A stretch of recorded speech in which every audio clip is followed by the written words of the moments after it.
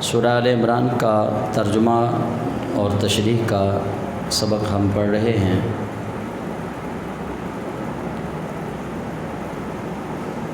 اور اسی سلسلہ میں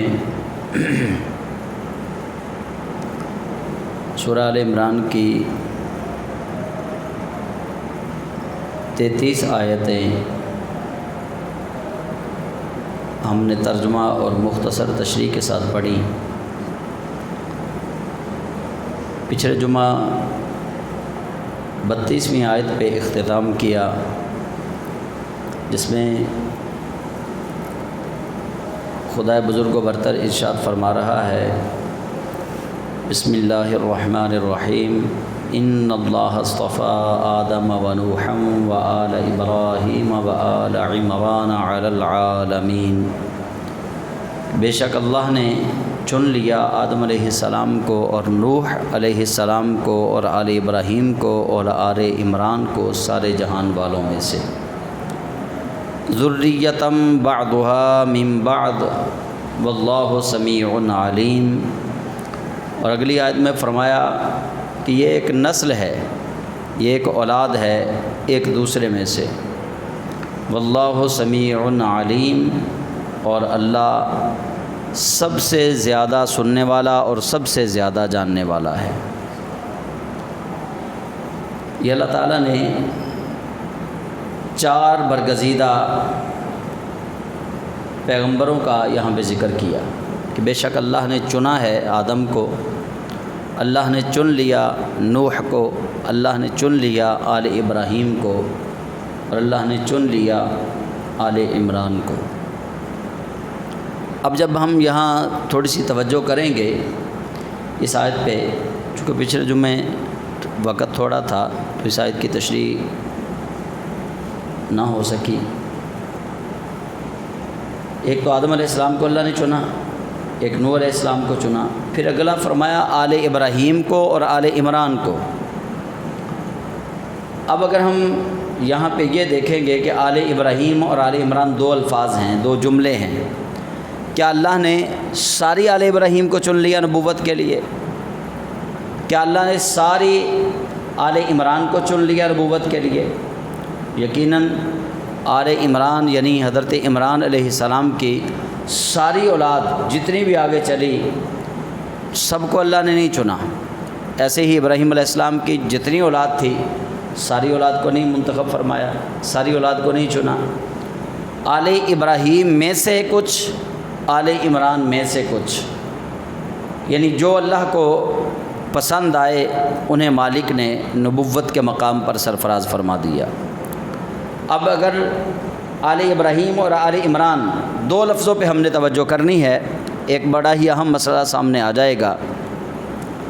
اگر آل سے، نبیوں کی آل سے تعلق رکھنے والے سب افراد کو اللہ نے نبوت دینا ہوتی تو اللہ کریم یہاں آل ابراہیم کا ذکر فرمانے کے بعد اس بات کو خدا بزرگ و برتر واضح کر دیتا کہ آل ابراہیم یعنی ابراہیم علیہ السلام کی آل میں سے ہر فرد کو نبوت دی جاتی، لیکن ہر فرد کو نبوت نہیں دی گئی۔ یہ آپ بھی سمجھتے ہیں کہ بنی اسرائیل دراصل وہ اولاد ابراہیم ہی تھے، آل ابراہیم ہی تھے، یعقوب علیہ السلام کی اولاد۔ یعقوب علیہ السلام حضرت اسحاق کے بیٹے ہیں، حضرت اسحاق جناب سیدنا ابراہیم علیہ السلام کے بیٹے ہیں۔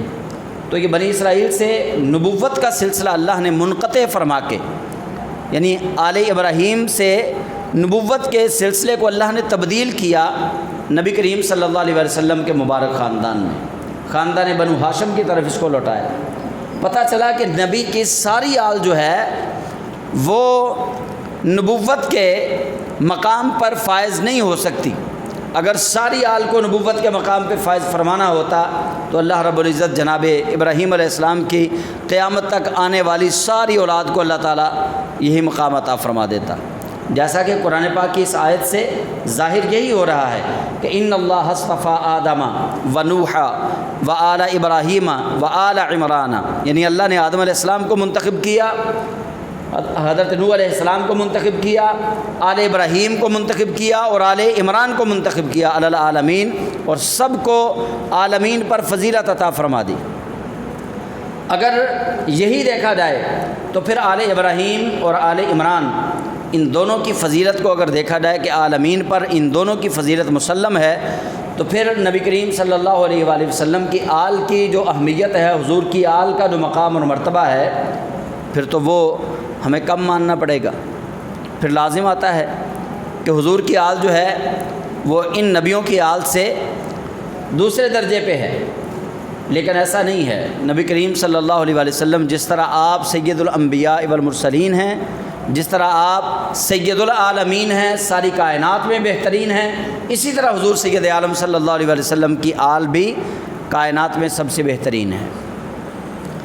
تو یہاں اللہ کریم جل جلالہ نے دو نبیوں کی آل کا ذکر کیا، جن میں حضرت ابراہیم اور حضرت عمران کی آل کی بات ہے، اور پھر اللہ فرماتا ہے یہ ایک نسل ہے، ذریتاً، یہ ایک نسل ہے، بعدھا من بعد، ایک دوسرے سے یہ چلی ہے، واللہ سمیع علیم، اور اللہ سب کی سننے والا ہے، اللہ سب کو جاننے والا ہے۔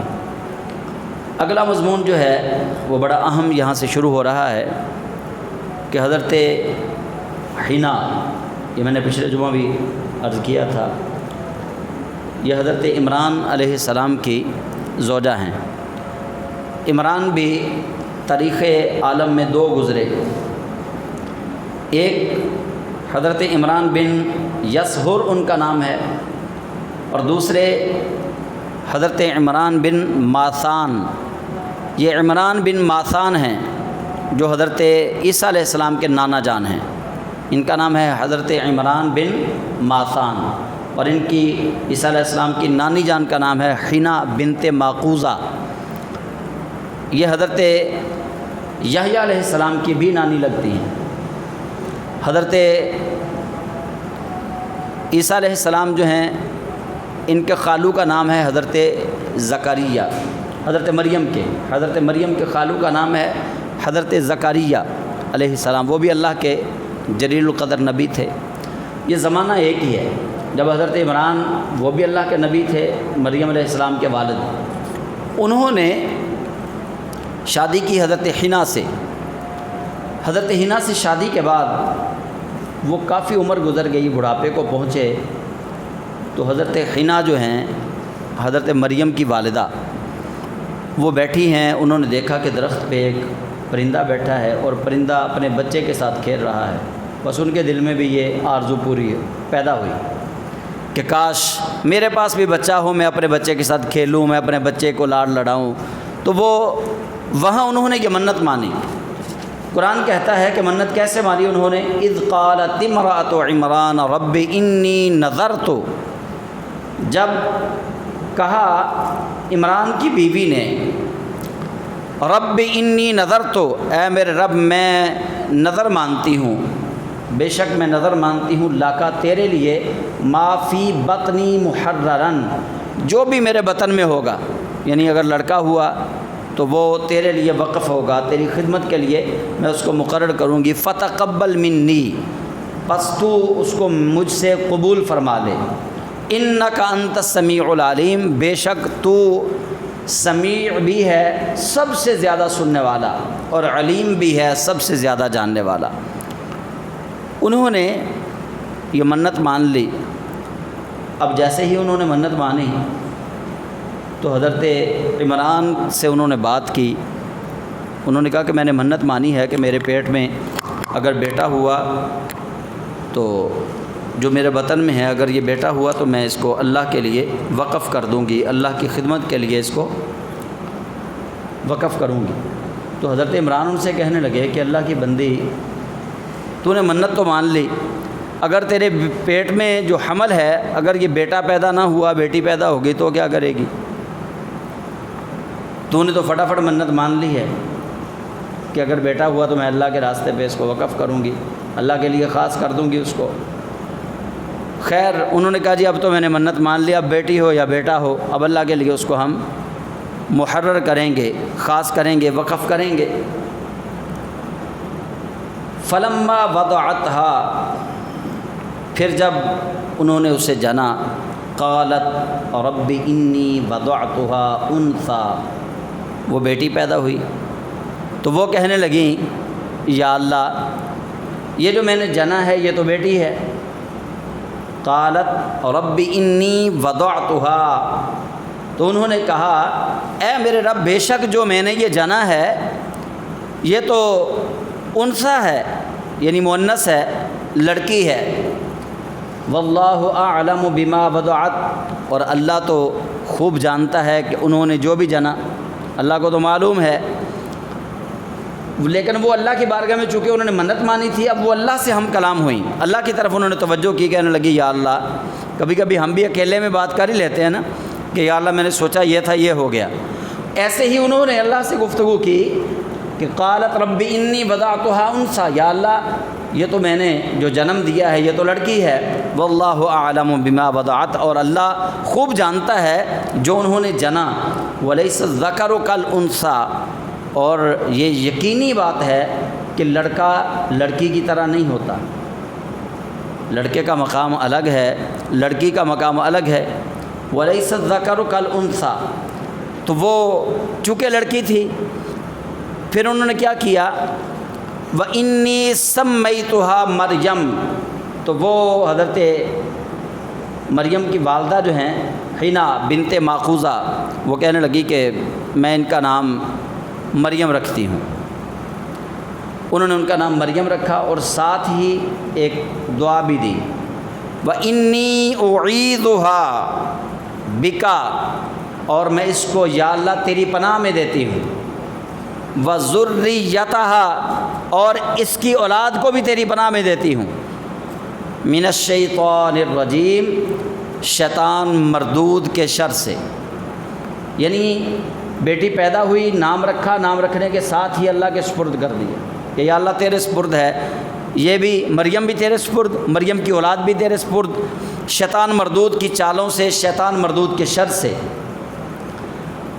فتقبلها ربها بقبول حسن، پس اس کے رب نے اس کو احسن انداز میں قبول فرما لیا۔ جو بھی تھا اب انہوں نے اللہ کے لیے اس کو وقف کیا، اللہ کی خدمت کے لیے، تو اسے اس کے رب نے اچھی طرح قبول کیا۔ فتقبلها ربها بقبول حسن، اور اللہ کریم نے اس کو اچھے طریقے سے قبول فرما لیا۔ حضرت مریم کو رب تعالیٰ نے اپنے خاص بندوں میں پھر جگہ عطا فرمائی، قبول کر لیا ان کو۔ وَأَنبَتَهَا نَبَاتًا حَسَنًا، اور ان کو پروان چڑھایا، اچھے طریقے سے پروان چڑھانا، یعنی ان کی پرورش کیسے ہوئی، وہ اتنے اچھے انداز میں ہوئی کہ مفسرین لکھتے ہیں کہ جتنا عام بچہ 1 سال میں بڑھوتری کرتا تھا، اس کی افزائش ہوتی تھی، حضرت مریم 1 دن میں 1 سال کے بچے کے برابر بڑی ہوتی تھی۔ یہ ہے اس کا مطلب کہ وَأَنبَتَهَا نَبَاتًا حَسَنًا، اللہ نے اس کو پروان چڑھایا، اچھے طریقے سے پروان چڑھایا۔ اور حضرت مریم ابھی چھوٹی تھی، پنگوڑے میں، جس طرح عیسیٰ علیہ السلام کا یہ معجزہ ہے، اسی طرح حضرت مریم کی بھی یہ کرامت ہے کہ انہوں نے بھی پنگوڑے کے اندر ہی کلام فرمایا۔ 1 دن میں 1 سال کے برابر حضرت مریم جو ہے وہ بڑھتی تھی۔ اب جب حضرت مریم بڑھنے لگیں تو گھر والے سارے اکٹھے ہو گئے، تو وہ کہنے لگے کہ یہ بچی بڑی مبارک ہے، ایسا کریں اس کی کفالت مجھے دے دیں۔ چاچے تائے جو رشتہ دار تھے سارے جمع ہو گئے، کوئی کہے کہ میں نے لے کے جانا ہے اس کو، میں اس کی کفالت کروں گا، کوئی کہے میں اس کی کفالت کروں گا۔ تو وہ جب سارے جمع ہو گئے تو حضرت زکریا علیہ السلام بھی وہیں پہ کھڑے تھے، حضرت مریم کے خالو، ان کے دل میں بھی یہی ارمان تھا۔ وہ کہنے لگے کہ میں چاہتا ہوں کہ مجھے ان کی کفالت ملے۔ بات چلتے چلتے قرآن اندازی پہ آ گئی کہ قرآن اندازی کر لیتے ہیں، پرچیاں ڈال لیتے ہیں، جس کا نام نکل آیا وہ مریم کی کفالت کرے گا، یعنی مریم کا کھانا دانا نان نفقے کا وہ خیال رکھے گا۔ تو پھر جب قرآن اندازی ہوئی وَكَفَّلَهَا زَكَرِيَّا، اور ان کی کفالت جو ہے وہ حضرت زکریا علیہ السلام کے ذمے آ گئی، چونکہ زکریا علیہ السلام بھی اللہ کے نبی تھے، اور حضرت عمران وہ بھی اللہ کے نبی تھے، حضرت مریم کے والد، اور حضرت مریم سے اللہ نے ایک نبی کو پیدا فرمانا تھا۔ اب حضرت زکریا جو حضرت مریم کے خالو جان تھے، ان کے ذمہ آ گئی کفالت۔ حضرت مریم ان کے لیے انہوں نے کیا کیا، ایک حجرہ مقرر کر دیا بیت المقدس میں مسجد اقصیٰ کے اندر۔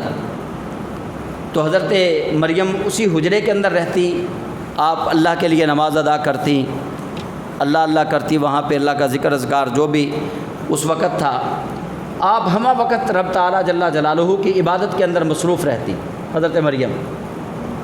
اچھا، یہاں پہ ایک بات قابل توجہ ہے، وہ آپ سب احباب سن لیں کہ نبی ہمیشہ مرد ہی بنے ہیں۔ اللہ نے نبوت جو ہے وہ ہمیشہ مردوں میں رکھی ہے، عورت کو اللہ نے نبی نہیں بنایا۔ عورتوں کو ولایت اللہ نے دی ہے، یعنی اللہ نے اپنے دوستوں والی جو لائن ہے اس کے اندر ان کو رکھا ہے کہ وہ اللہ کے محبوب بنی، اللہ کے پسندیدہ لوگوں میں ان کی جگہ بنی، خواتین جو نیک ہیں۔ لیکن نیک خاتون کوئی بھی نبی نہیں بنی، نبی صرف اللہ نے مردوں کو بنایا ہے۔ تو حضرت زکریا علیہ السلام آپ کے ذمہ کفالت آ گئی، آپ ان کا صبح بھی کھانا لے کے جاتے، دوپہر ٹائم ان کا خیال رکھتے، کھانا کوئی چیز ان کو چاہیے ہوتی دیتے، شام کو بھی۔ لیکن قرآن کہتا ہے کلما دخل علیہا زکریا المحراب وجد عندہا رزقا، کہ جب حضرت زکریا علیہ السلام ان کے محراب میں جہاں وہ نماز پڑھتی تھی وہاں حاضر ہوئے، وجد عندہا رزقا، تو ان کے پاس بے موسم رزق پایا، بے موسم پھل وہاں پہ دیکھے۔ اب زکریا علیہ السلام کی عمر 120 سال تھی، اور زکریا علیہ السلام کی جو زوجہ تھی ان کی عمر 98 سال تھی، اولاد نہیں تھی حضرت زکریا علیہ السلام کے، اسی لیے تو اپنی بھانجی کا خیال رکھتے تھے، ان کی کفالت کرتے تھے۔ تو حضرت زکریا علیہ السلام جب حضرت مریم کے حجرے میں وہاں پہنچے ہیں تو دیکھا بے موسم پھل ہیں۔ جب بے موسم پھل وہاں سے دیکھے تو بے موسم پھل کہاں سے آ رہے تھے؟ وہ جنت سے آ رہے تھے، اللہ کریم جل جلالہ بیچتا تھا۔ جب بے موسم پھل وہاں دیکھے تو حضرت زکریا علیہ السلام آپ حیرت میں گم ہو گئے۔ قال یا مریم انا لک ھذا، فرمایا اے مریم یہ کہاں سے آئے؟ انا لک ھذا، یہ کہاں سے آ گئے؟ قالت ہوا من عند اللہ، تو وہ فرمانے لگیں کہ یہ اللہ کی طرف سے ہیں، میرے حجرے میں یہ پھل کوئی نہیں دے کے جاتا، کوئی محلے والا نہیں دے کے جاتا، کوئی رشتہ دار نہیں دے کے جاتا، ہوا من عند اللہ، یہ اللہ کی طرف سے ہیں۔ اچھا، یہاں میں ایک بات آپ کو بتانا چاہوں گا، قرآن پاک کی نص سے یہ چیز ثابت ہے کہ کلما دخل علیہا زکریا المحراب، زکریا علیہ السلام جب داخل ہوئے تو انہوں نے وہاں کیا دیکھا؟ وجد عندہا رزقا، وہاں رزق دیکھا۔ انہوں نے پوچھا انا لک ھذا، انا لک ھذا، ھذا اس میں اشارہ ہے، اس کا معنی ہے یہ کیا ہے؟ اب آپ نے یہ بات سمجھنی ہے، زکریا علیہ السلام نے کیا پوچھا اردو میں؟ یہ کیا ہے؟ اب جواب میں کیا چاہیے تھا؟ ھذا من عند اللہ، یہ اللہ کی طرف سے ہے۔ انہوں نے یہی پوچھا تھا نا، انا لک ھذا، یہ کیا ہے؟ تو جواب بھی یہی چاہیے تھا کہ یہ اللہ کی طرف سے ہے، لیکن انہوں نے یہ نہیں کہا، حضرت مریم نے ھذا نہیں کہا، انہوں نے کہا ہوا من عند اللہ، ہوا من عند اللہ، یہ اللہ کی طرف سے ہے۔ یہاں ایک بات معلوم ہو گئی کہ کبھی کبھی ہوا ضمیر جو ہے یہ ھذا کے معنی میں بھی آتی ہے، ہوا ضمیر ھذا کے معنی میں بھی آتی ہے، یعنی ہوا کا ویسے معنی ہے وہ، ھذا کا معنی ہے یہ۔ ہوا اکثر غائب کے لیے یہ ضمیر استعمال ہوتی ہے، ہوا ضمیر جو ہے وہ، لیکن یہاں پہ کیا تھا کہ سارا کچھ حاضر تھا۔ زکریا علیہ السلام نے پوچھا انا لک ھذا، یہ کیا ہے؟ تو حضرت مریم نے کہا ہوا من عند اللہ، یہ اللہ کی طرف سے ہے۔ اب آئیے، یہ میں نے ھذا اور ہوا کا فرق آپ کو بتا دیا۔ قبر میں ہم جائیں گے، 3 سوال ہوں گے، من ربوں کا، ما دینوں کا۔ تیسرا سوال یہ ہوگا ما کنت تقول فی حق ھذا الرجل، تیسرا سوال یہ ہونا وہاں پہ ہاذا کے ساتھ، یہاں بھی ہاذا آپ نے سمجھ لیا کہ ہاذا کا معنی ہے یہ۔ کچھ لوگ کہتے ہیں کہ وہاں قبر میں فرشتہ پوچھے گا ما کنت تقول فی حق ھذا الرجل محمد، تم اس شخصیت محمد کے بارے میں کیا کہتے تھے؟ تو وہاں پہ ھذا ہے اور جواب دینے والا کہے گا ہوا محمد الرسول اللہ۔ جواب دینے والا کیا کہے گا؟ ہوا محمد الرسول اللہ۔ ایک عالم کو میں نے سنا، وہ سمجھا رہا تھا، کہنے لگا دیکھو مولوی کی مت ماری گئی، بریلوی کتنا غلط ترجمہ کرتا ہے، بریلوی حدیث سناتا ہے لوگوں کو اور کہتا ہے کہ یہ شخصیت محمد کے بارے میں کیا کہتا تھا، تو قبر والا کہتا ہوا محمد الرسول اللہ، کہ وہ محمد اللہ کے رسول ہیں۔ تو جو مردہ جواب دے گا اس جواب سے پتہ یہ چلا کہ محمد صلی اللہ علیہ وسلم قبر میں نہیں آتے بلکہ وہ تو دور ہیں، لیکن یہاں قرآن کی نص سے یہ بات ثابت ہو رہی ہے کہ کبھی کبھی قریب کے لیے لفظ ہوا کا استعمال بھی ہوتا ہے، کبھی کبھی قریب کے لیے لفظ ہوا کا استعمال بھی ہوتا ہے۔ یہ ضروری نہیں کہ نبی کریم صلی اللہ علیہ وسلم قریب ہوں اور قبر والا کہہ دے کہ ھذا محمد الرسول اللہ، یہ ضروری نہیں ہے۔ عربی لغت یہ بتا رہی ہے اور بالخصوص قرآن سے یہ بات ثابت ہو رہی ہے کہ حضرت زکریا پوچھتے ہیں یا مریم انا لک ھذا، اے مریم یہ کہاں سے ہے؟ تو حضرت مریم کہتی ہے ہوا من عند اللہ، ہوا من عند اللہ، ہوا من عند اللہ، یہ اللہ کی طرف سے ہے۔ ایسے ہی قبر والا کہے گا ہوا محمد الرسول اللہ، یہ اللہ کے رسول محمد ہیں۔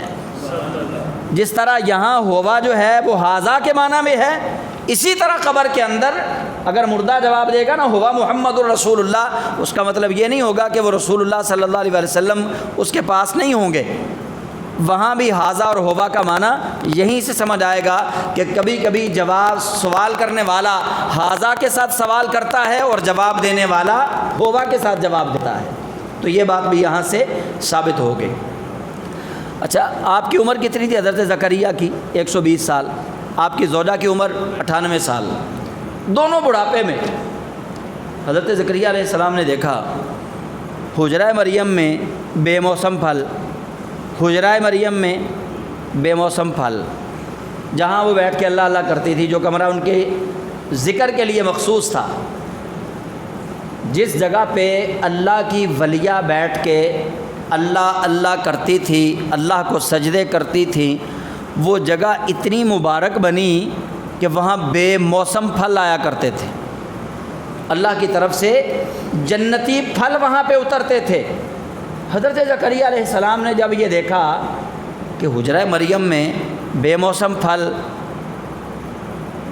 اب دلیل دیکھیے، حضرت زکریا علیہ السلام کو، اللہ کے نبی تھے ویسے، یہ بات نہیں بھولنی ہے آپ نے، نبی ولیہ کے حجرے میں کھڑا ہے، نبی ولیہ کے حجرے میں کھڑا ہے۔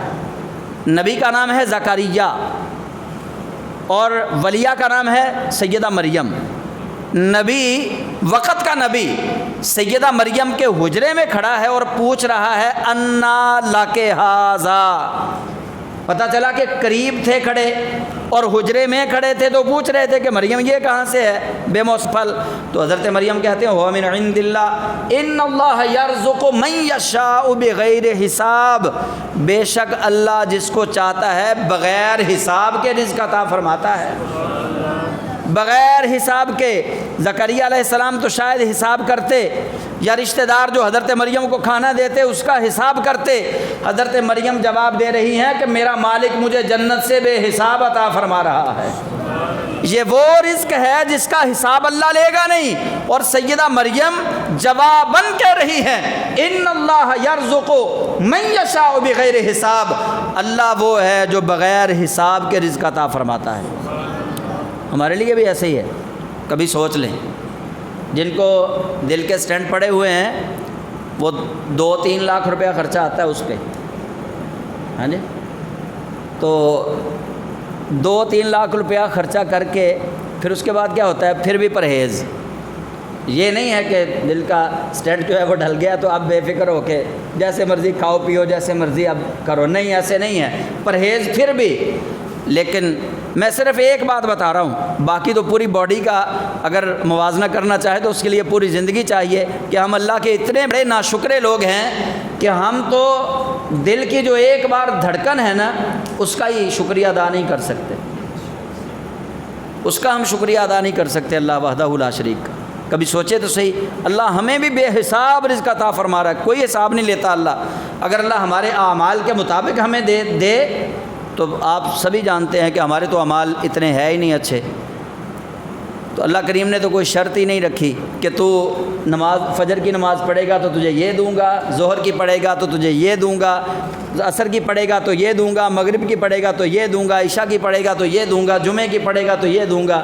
اللہ کریم نے اتنا بے حساب رزق دیا ہے، مالک نے اپنی اطاعت کی شرط بھی نہیں رکھی، اس میں رزق دینے میں اپنی اطاعت کی، اپنی عبادت کی شرط بھی نہیں رکھی، بلکہ اطاعت اور عبادت تو ایک طرف، اپنا ماننا بھی اس کے اندر شرط نہیں رکھا۔ جو رب کو مانتا ہے اللہ اس کو بھی بے حساب عطا کرتا ہے، جو اس کو نہیں مانتا اللہ اس کو بھی بے حساب عطا کرتا ہے۔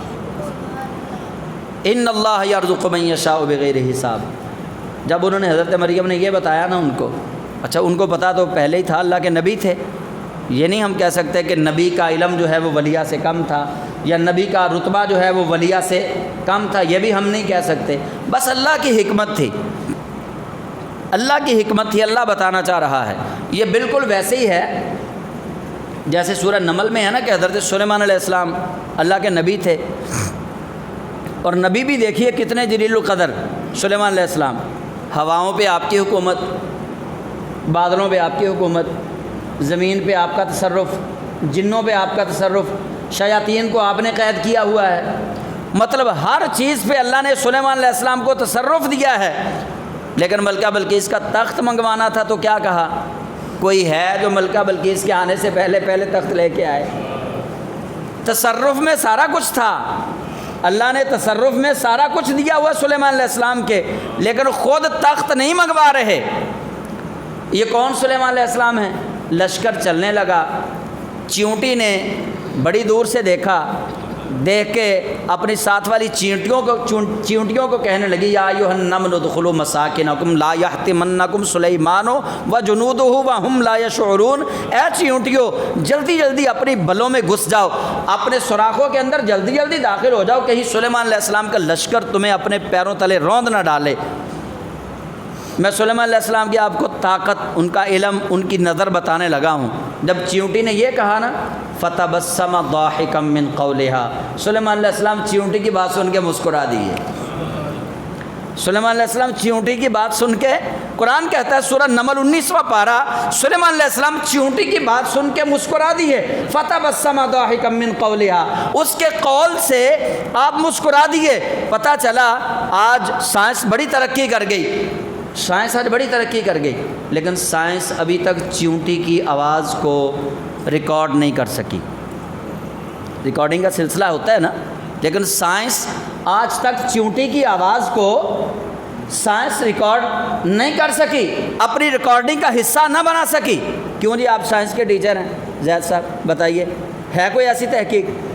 کوئی ایسی تحقیق ابھی تک نہیں آئی کہ چیونٹی کی آواز کو کیچ کر لیا گیا ہو، اس کو محفوظ کر لیا گیا ہو، نہیں۔ لیکن قرآن کہتا ہے فتبسم ضاحکا من قولها، سلیمان پیغمبر اس کے قول کی وجہ سے مسکرا دیے، اس کی بات سن کے حضرت سلیمان مسکرا دیے۔ میں بتانا یہ چاہ رہا ہوں کہ سلیمان علیہ السلام کی عظمت کا مقام یہ ہے کہ چیونٹی کی بات کو بھی سماعت فرما رہے ہیں، اور ادھر دوسری طرف آپ کیا کہہ رہے ہیں؟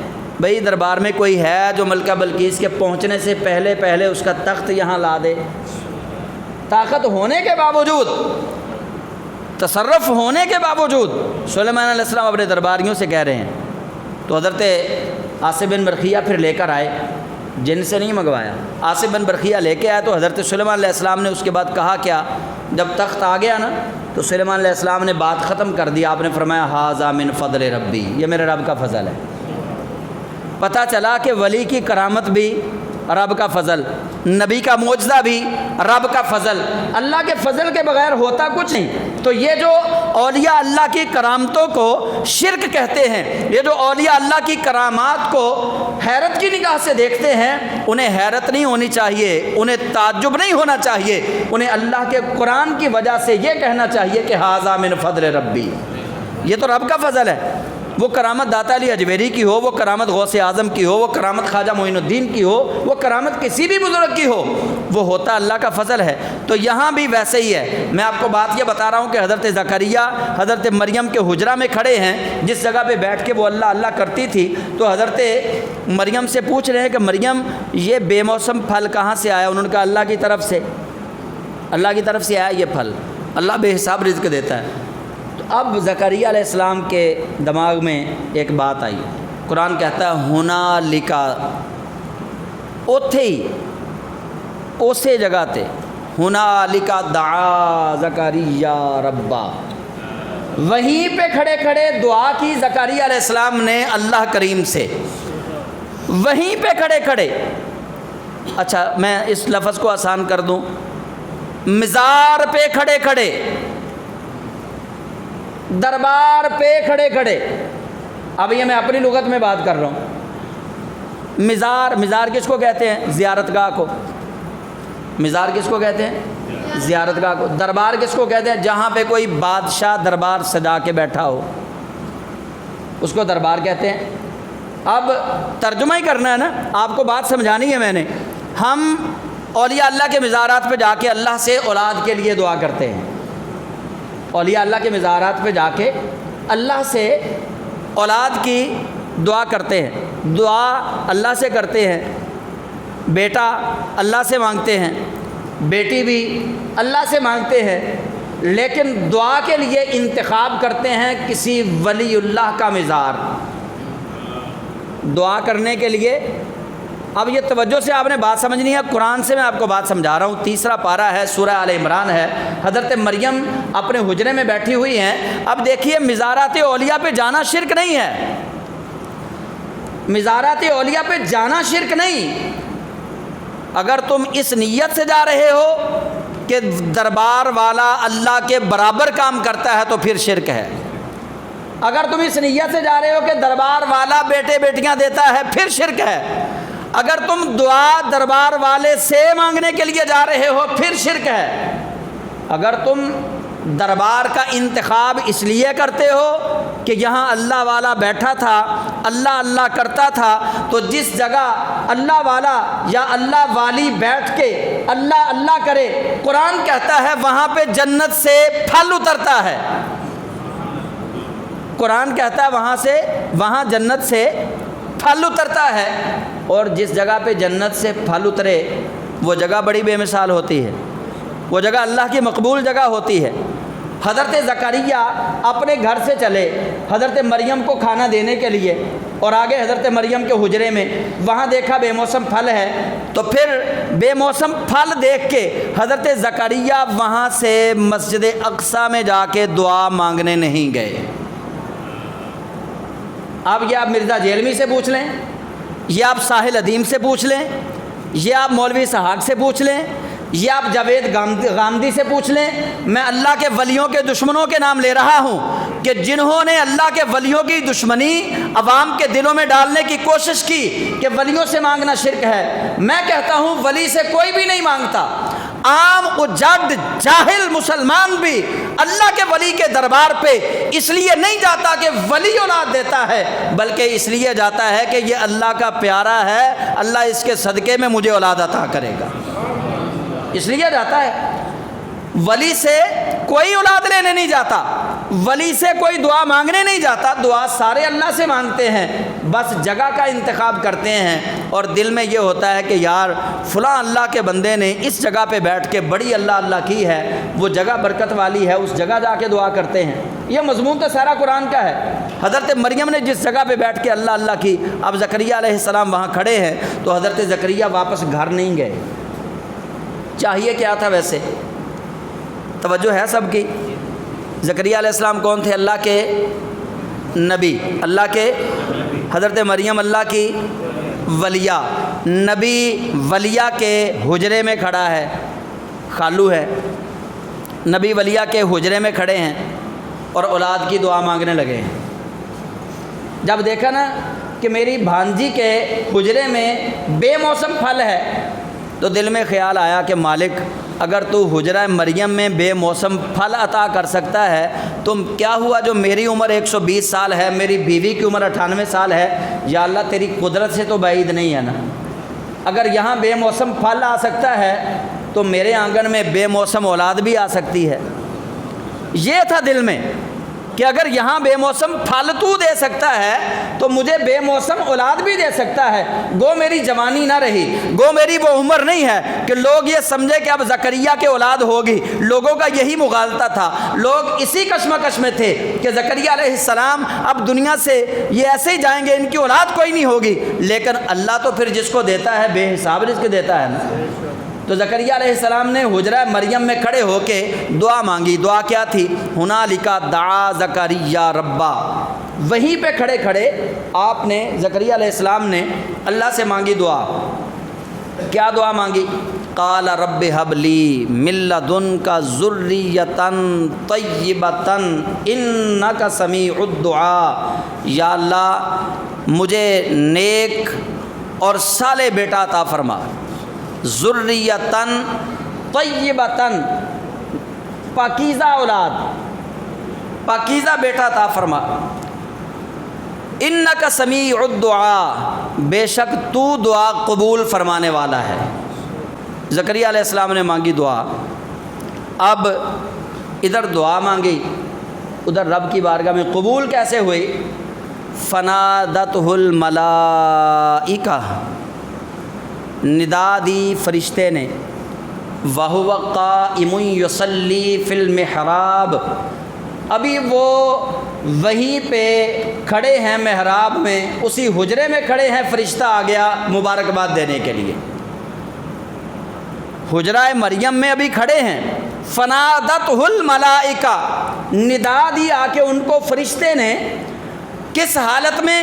وَهُوَ قَائِمٌ، وہ کھڑے تھے، فی المحراب، وَهُوَ قَائِمٌ يُصَلِّي، وہ نماز پڑھنے والی جگہ پہ جہاں مریم علیہ السلام نماز پڑھتی تھی وہیں پہ وہ کھڑے ہیں۔ یا اس کا یوں ترجمہ کیا گیا کہ وہ وہیں پہ کھڑے تھے نماز کی حالت میں، وہ نماز پڑھ رہے تھے وہیں پہ، وَهُوَ قَائِمٌ يُصَلِّي فِي الْمِحْرَابِ۔ لیکن یہاں پہ جو اصل ہے وہ یہی ہے کہ وہ اپنی نماز کی جگہ کھڑے نماز پڑھ رہے تھے کہ فرشتہ آ گیا۔ اب فرشتے نے ان کو کیا کہا؟ ان اللہ یبشرک بیحییٰ، اب یہ بھی آیت کا حصہ سننے والا ہے۔ فرشتے نے کیا کہا؟ ان اللہ یبشرک بیحییٰ۔ دیر کتنی لگی ہوگی؟ 10 منٹ لگ گئے ہوں گے، چلے 15 کہہ لیں جی، 20 کہہ لیں، آدھا گھنٹہ کہہ لیں۔ حضرت زکریا علیہ السلام جب گھر سے آئے ہیں تو اولاد کوئی نہیں تھی، اولاد کی امید بھی کوئی نہیں تھی، تبھی تو آگے یہاں پہ اللہ سے دعا مانگ رہے ہیں نا۔ یہ بات تو سمجھ میں آ گئی سب کے، جب گھر سے آئے ہیں تو اولاد کوئی نہیں تھی، یہاں کھڑے دعا مانگ رہے ہیں۔ اب فرشتے نے آ کے کیا کہا؟ فرشتہ کہتا ہے ان اللہ یبشرک بیحییٰ، بے شک اللہ تجھے مبارکباد دیتا ہے یحییٰ بیٹے کی۔ بے شک اللہ آپ کو خوشخبری سناتا ہے یحییٰ بیٹے کی۔ اب یہ توجہ کیجیے گا جی، یحییٰ بیٹے کی۔ اب لوگ کہتے ہیں جی کل کیا ہونے والا ہے، ماں کے پیٹ میں کیا ہے یہ کسی کو نہیں پتہ، کل کیا ہونے والا ہے یہ کسی کو نہیں پتہ، بعد میں کیا ہونے والا یہ کسی کو نہیں پتہ۔ اہل سنت کا موقف سن لیجئے، ہم کہتے ہیں اپنے آپ کسی کو نہیں پتہ، لیکن جس کو میرا اللہ بتا دے اس کو پتہ ہے کہ کل کیا ہونے والا ہے۔ جس کو میرا اللہ بتا دے اس کو معلوم ہے کہ ماں کے پیٹ کے اندر کیا ہے۔ حضرت زکریا جب گھر سے آئے ہیں تو آپ کو نہیں معلوم کہ میری زوجہ کے پیٹ کے اندر کچھ ہے یا نہیں ہے، حضرت زکریا کو نہیں معلوم، لیکن حجرہ مریم میں آ کے جب دعا مانگی، نماز کی حالت میں کھڑے ہیں، فرشتہ آ کے خوشخبری سنا رہا ہے کہ اللہ آپ کو بیٹے کی خوشخبری سنا رہا ہے، اور اس بیٹے کا نام ہوگا یحییٰ۔ بیٹا ابھی ہوا نہیں، خوشخبری پہلے ہی۔ تو مجھے بتائیے کہ وہاں کتنے لوگوں کو معلوم تھا؟ فرشتہ جو بتا رہا ہے اس کو پتہ تھا یا حضرت زکریا کو پتہ تھا؟ باقی تو سارے لوگوں کو کوئی معلوم نہیں تھا کہ زکریا علیہ السلام کے بیٹا ہوگا یا نہیں ہوگا۔ ہم کہتے ہیں کہ اہل سنت کا موقف یہ ہے، ہم اسی کو نبی کے لیے علم غیب کہتے ہیں، ہم اسی کو نبی کے لیے غیب کی خبریں کہتے ہیں۔ اللہ کبھی فرشتے کے ذریعے نبی کو غیب کی خبر بتاتا ہے، اللہ کبھی الہام کے ذریعے، القاء کے ذریعے ڈائریکٹ نبی کے دل پہ وہ بات اتارتا ہے، اللہ کبھی خواب کے اندر نبی کو غیب کی خبر جو ہے اس سے مطلع فرماتا ہے۔ ڈائریکٹ کسی کو غیب کا علم نہیں سوائے اللہ کے، یہ ہمارا ایمان ہے، اہل سنت کا یہ عقیدہ ہے۔ تو حضرت زکریا وہاں کھڑے ہیں، اللہ کریم نے صرف بیٹا ہی نہیں دیا، خوشخبری صرف بیٹے کی نہیں ہے، بیحییٰ مصدقا بکلمۃ من اللہ، بیٹا بھی ایسا جو اللہ کی طرف سے ایک کلمے کی تصدیق کرنے والا ہے۔ صرف بیٹا ہی نہیں، مصدقا بکلمۃ من اللہ، بیٹا بھی ایسا جو اللہ کے طرف سے ایک کلمے کی تصدیق کرنے والا ہے۔ وسیداً اور سردار، ومحصوراً وحصوراً اور ہمیشہ کے لیے عورتوں سے دور رہنے والا۔ بیٹا بھی اللہ نے عطا کیا تو کتنی شان والا، 7 شانیں بھی عطا فرمائی۔ بیٹا کیسا ہے؟ بیحییٰ مصدقا بکلمۃ من اللہ، اللہ کے کلمے کی تصدیق کرنے والا، وسیداً اور سردار ہوگا، وحصوراً اور خواتین سے، عورتوں سے دور رہنے والا ہوگا، ونبیا من الصالحین اور صالح نبیوں میں سے ہوگا۔ اتنی صفات کا حامل بیٹا اللہ نے جناب زکریا علیہ السلام کو عطا کیا۔ عطا کہاں پہ کیا؟ جب زکریا علیہ السلام حجرہ مریم میں کھڑے ہو کے دعا مانگ رہے تھے۔ اس سے پتہ چلا اللہ کا ولی ہو یا اللہ کی ولیہ ہو، اس کی عبادت والی جگہ پہ کھڑے ہو کے اللہ سے اولاد کے لیے دعا مانگنا یہ اللہ کے قرآن سے ثابت ہے، پر شرط یہ ہے کہ دعا اللہ سے مانگی جائے، بیٹا بیٹی اللہ سے مانگا جائے، صاحب مزار سے نہ مانگا جائے۔